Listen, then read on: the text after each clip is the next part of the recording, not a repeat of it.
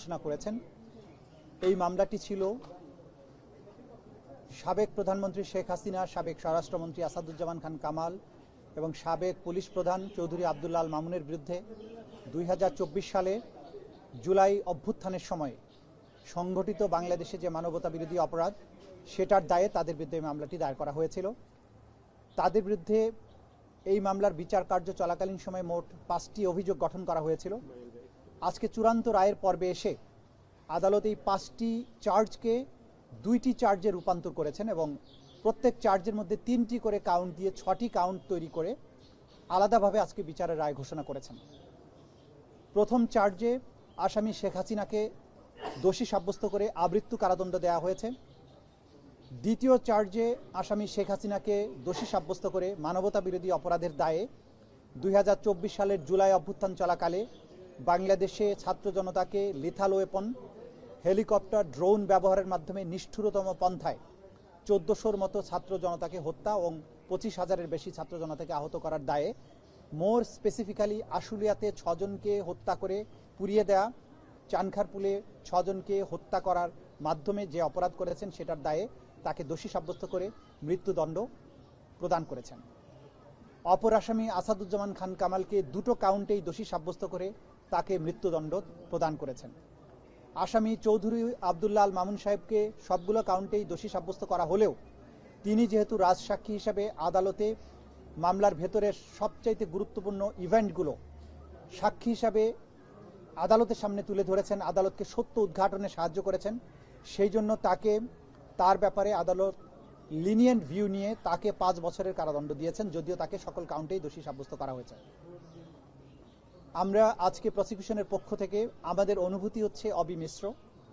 আমরা কারো মৃত্যুদণ্ডে আনন্দিত যেমন নই, তেমনিভাবে এই বাংলাদেশে যেভাবে রাষ্ট্রের শাসক হয়ে দেশের নাগরিক, বিশেষ করে তরুণ ছাত্র জনতার রক্তে পা ভিজিয়েছিলেন, তার বিচারের মাধ্যমে তাকে যে দণ্ড দেয়া হয়েছে, আমরা বিশ্বাস করি এই দণ্ড প্রদানের মাধ্যমে ইতিহাসের একটি অধ্যায়ের মীমাংসা হয়েছে এবং এই জাতির ন্যায় বিচারের প্রতি যে তৃষ্ণা, ন্যায় বিচারের জন্য, জাস্টিসের জন্য জাতির যে কোয়েস্ট, সেটি আজকে সম্পন্ন হয়েছে।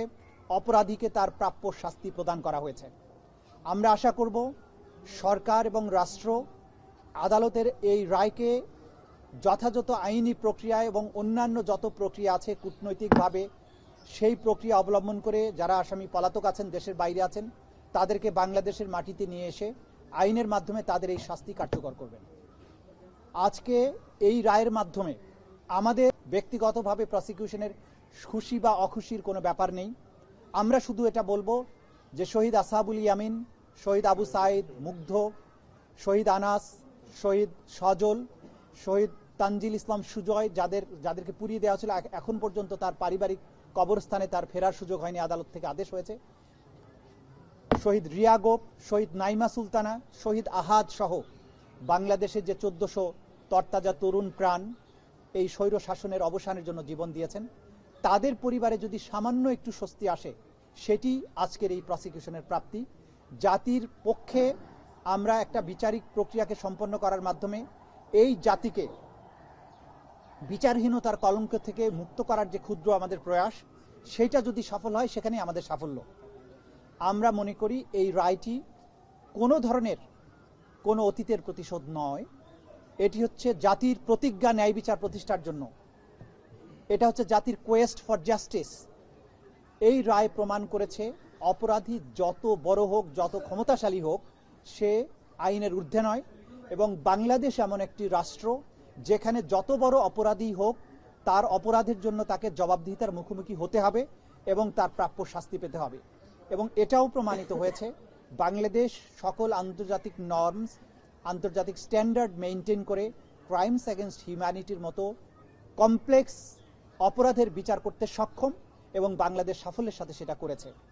আমরা এটাও একই সাথে বলতে চাই যে কোয়ালিটি অফ এভিডেন্স এখানে দেখানো হয়েছে, যে ধরনের সাক্ষ্য প্রমাণ এই আদালতে উপস্থাপিত হয়েছে, বিশ্বের যে কোনো আদালতের স্ট্যান্ডার্ডে এই সাক্ষ্য প্রমাণগুলো উতরে যাবে এবং পৃথিবীর যে কোনো আদালতে এই সাক্ষ্য প্রমাণ উপস্থাপন করা হলে আজকে যেসব আসামিকে শাস্তি প্রদান করা হয়েছে তারা প্রত্যেকেই একই শাস্তি প্রাপ্ত হবেন। আমরা আজকের এই রায় প্রক্রিয়া সমাপ্ত হওয়ার মাধ্যমে আমাদের একটা দীর্ঘ আইনি লড়াইয়ের সমাপ্তি হয়েছে। যদিও আরও অনেকগুলো মামলা বিচারাধীন রয়েছে। যারা এই মামলাকে আজকের দিন পর্যন্ত নিয়ে আসার ব্যাপারে যারা ভূমিকা পালন করেছিলেন, বিশেষ করে আমাদের ভিকটিম পরিবার, তারা তথ্য দিয়েছেন। আহতরা, সাক্ষীরা তারা আদালতে এসে কষ্ট করে সাক্ষী দিয়েছেন। প্রসিকিউশনের বিজ্ঞ প্রসিকিউটররা যারা আমাকে এই মামলা পরিচালনায় সাহায্য করেছেন, তদন্ত সংস্থা যারা বাংলাদেশের 56,000 বর্গ মাইলের বিভিন্ন জায়গা থেকে এভিডেন্সগুলো কালেক্ট করেছেন, বাংলাদেশের আপামর জনগণ যারা এই বিচারের জন্য প্রসিকিউশন টিমকে সমর্থন জুগিয়েছেন, সাক্ষ্য প্রমাণ আমাদেরকে সংগ্রহ করার ব্যাপারে সাহায্য করেছেন, সকলের প্রতি প্রসিকিউশনের পক্ষ থেকে আমরা গভীর কৃতজ্ঞতা জানাচ্ছি।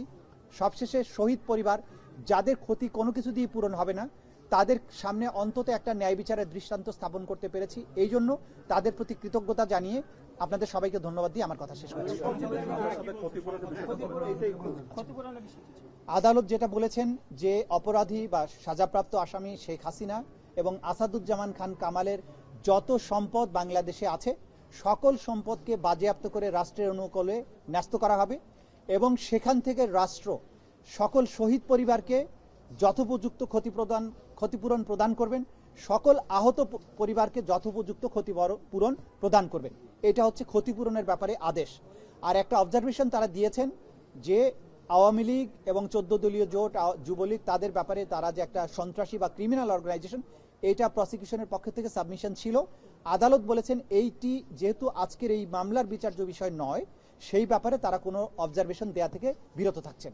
অর্থাৎ তাদের ব্যাপারে প্রসিকিউশনের যে আলাদা তদন্ত চলমান আছে দল হিসেবে একটা সংগঠনের ব্যাপারে, যে তারা সত্যিকার অর্থে অপরাধী সংগঠন কিনা, সেটি একটি আলাদা মামলায় বিচার্য বিষয় হতে পারে। এই মামলাতে যেহেতু কোনো দল পক্ষ নয় বা আসামি হিসেবে সম্পৃক্ত করা হয়নি, সেই ব্যাপারে আদালত দলীয়ভাবে কারো বিরুদ্ধে কোনো অবজারভেশন দেয়া থেকে বিরত থেকেছেন।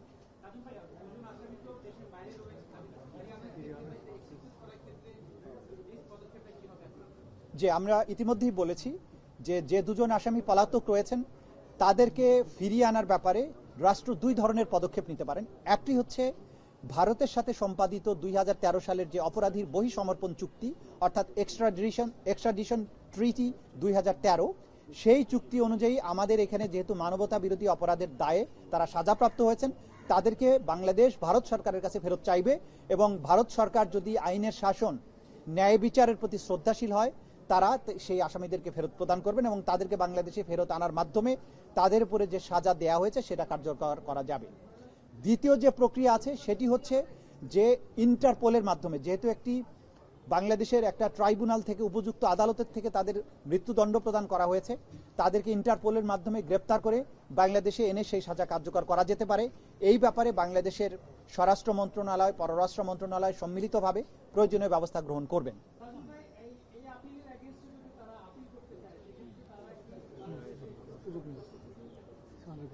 যে কোনো আদালতের আদেশের বিরুদ্ধে যদি আপিল করতে হয়, যেমন আমাদের এই মামলায় এই সাজার বিরুদ্ধে 30 দিনের মধ্যে আসামিরা চাইলে সুপ্রিম কোর্টে আপিল দায়ের করতে পারবেন। কিন্তু সেই আপিল দায়ের করতে হলে পলাতকরা কেউ করতে পারবেন না, কারণ পলাতক ব্যক্তির আইনগত কোনো অধিকার থাকে না। তাহলে আপিল করতে হলে তাকে অবশ্যই এসে বাংলাদেশে আত্মসমর্পণ করতে হবে এবং জেলে গিয়ে তিনি তখন সুপ্রিম কোর্টের কাছে তার সাজার বিরুদ্ধে আপিল দায়ের করতে পারবেন। যদি আত্মসমর্পণ না করেন তাহলে তার রাইট অফ অ্যাপিল থাকবে না। এই মামলার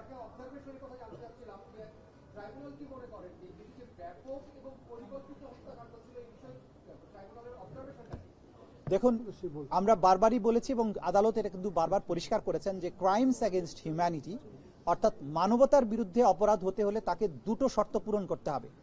যে অ্যাটাক বা আক্রমণের মাধ্যমে মানুষ যে হত্যা হয়েছে, সেই অ্যাটাকটা হতে হবে ওয়াইড স্প্রেড অথবা সিস্টেম্যাটিক।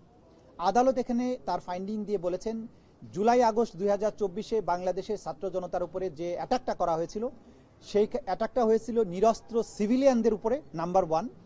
নাম্বার 2, এটা ছিল ওয়াইড স্প্রেড, ব্যাপক মাত্রায় আক্রমণ, কারণ বাংলাদেশের almost every part of the country এই অ্যাটাকটা পরিচালিত হয়েছে। দ্বিতীয়ত যেটা তারা বলেছেন যে ওয়াইড স্প্রেড হওয়ার পাশাপাশি এই অ্যাটাকটা ছিল সিস্টেম্যাটিক, কারণ রাষ্ট্রের টপ র্যাঙ্কিং থেকে একদম কমান্ড এসে নিম্ন স্তর পর্যন্ত কমান্ড পৌঁছেছে এবং রাষ্ট্র সম্পূর্ণভাবে সম্পৃক্ত হয়ে এই অপরাধটা করেছে, সিস্টেম্যাটিক। এবং এইটা তারা করেছেন তাদের সম্পূর্ণ জ্ঞানত, তারা জেনে বুঝে এটা করেছেন। বাংলাদেশে কোথায় কত লোক মারা গেছে, কি আক্রমণ হচ্ছে, কি অস্ত্র ব্যবহার হচ্ছে, সব সম্পর্কে এই অপরাধীরা যারা সাজাপ্রাপ্ত হয়েছেন তারা প্রত্যেকে জ্ঞাত থেকে, তাদের নলেজের মধ্যে থেকেও তারা এই অপরাধ সংগঠন করেছেন। সুতরাং ওয়াইড স্প্রেড, সিস্টেম্যাটিক এবং উইথ দি নলেজ, এই সবগুলো শর্ত এই অপরাধের মধ্যে এই শর্তগুলো পূরণ হয়েছে বলেই এটা ক্রাইমস এগেনস্ট হিউম্যানিটি হিসেবে বিবেচ্য হয়েছে এবং সেই ক্রাইমস এগেনস্ট হিউম্যানিটির দায়েই তাদেরকে এই শাস্তিটা দেওয়া হয়েছে। প্রসিকিউটর, একটা বিষয় সেটা হলো যে এই বিচারের ক্ষেত্রে বিভিন্ন সময়ে আসামিদের সরাসরি তারা না থাকলেও বলার চেষ্টা করেছেন বিচারের অস্বচ্ছতা এবং তারা রাজনৈতিক প্রতিহিংসার শিকার, বিশেষ করে আপনারা যারা এখানে আছেন বিগত সরকারের সময় আপনারা অপরপক্ষে ছিলেন। এক, দ্বিতীয় হলে এই বিচার চলার সময় বা পুরো বিচার কার্যের সময় আপনারা কোনো ধরনের হুমকি ধামকি থ্রেট এ ধরনের মুখোমুখি হয়েছেন কিনা, কোনো চাপ ছিলেন কিনা, আজকে যেহেতু রায় হয়ে গেছে এই ব্যাপারে আপনি বলবেন কিনা? দেখুন, ইতিমধ্যে কিন্তু আদালত তার অবজারভেশনে বলেছেন যে এই আসামিরা বিচার চলমান থাকা অবস্থায় মামলার সাক্ষী, বিচারক এবং ট্রাইব্যুনালের সাথে সংশ্লিষ্টদেরকে হত্যা করার, তাদের বাড়িঘর জ্বালিয়ে দেওয়ার হুমকি দিয়েছিলেন এবং সেই দায়ে কিন্তু আসামি শেখ হাসিনার 6 মাসের কারাদণ্ডও হয়েছে। সুতরাং এটা প্রমাণিত আদালতের মাধ্যমে যে তারা হুমকি ধামকি দিয়েছিলেন। কিন্তু বাংলাদেশের জনগণ, এই প্রশাসন, এই বিচারের সাথে সম্পৃক্ত কেউই এই হুমকিতে ভয় পাননি। তারা তাদের প্রতি আইন সম্মত উপায়ে যে দায়িত্ব অর্পিত হয়েছিল তারা সেটা পালন করেছেন এবং তার প্রতিফলন আজকের রায়। এই বিচার সম্পূর্ণ স্বচ্ছভাবে পরিচালিত হয়েছে।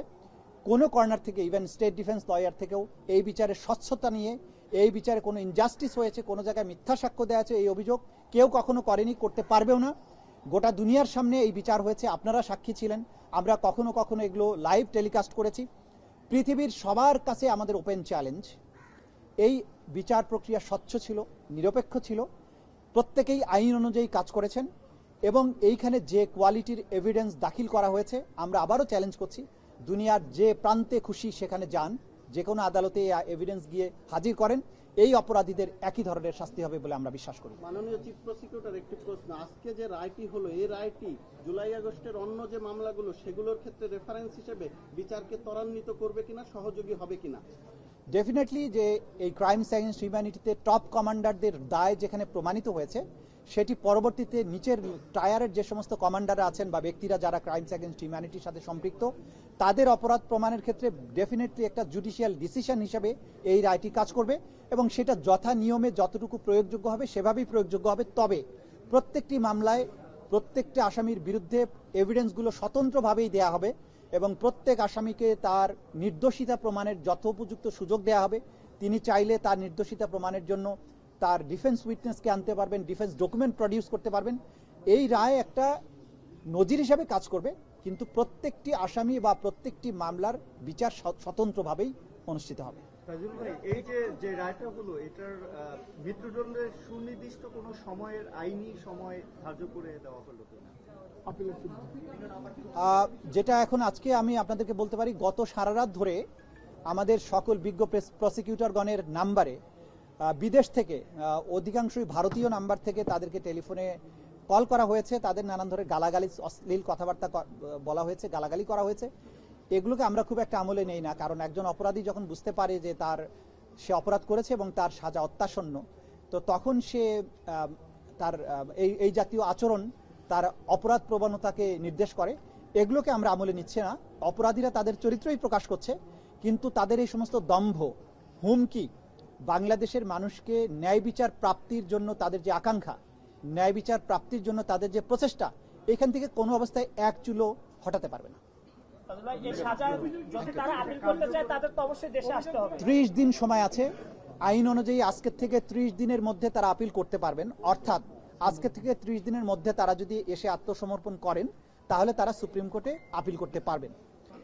সুপ্রিম কোর্টে আপিল দায়ের হলে আমাদের আইনে পরিষ্কারভাবে বলা আছে, সুপ্রিম কোর্ট সেই আবার আপিলটা পরবর্তী 60 দিনের মধ্যেই নিষ্পত্তি করবেন। সুতরাং সেটা আইনি বিধান। তারা যদি আইনের শাসনের প্রতি শ্রদ্ধাশীল হন, তারা যদি মনে তাদের সাহস থাকে যে তারা ইনোসেন্ট, তারা যদি বাংলাদেশের বিচার প্রক্রিয়া মোকাবেলা করার তাদের সৎসাহস থাকে, আমরা বলবো তারা আসুন বাংলাদেশে এসে এই রায়ে অনুযায়ী তার আত্মসমর্পণ করে তার রায়কে তিনি চ্যালেঞ্জ করেন সুপ্রিম কোর্টে। তার যদি যুক্তি দিয়ে, তার প্রমাণ দিয়ে তিনি নিজেকে নির্দোষ প্রমাণ করতে পারেন, আমাদের তো কোনো সমস্যা নেই। আইনের গতিতেই চলবে।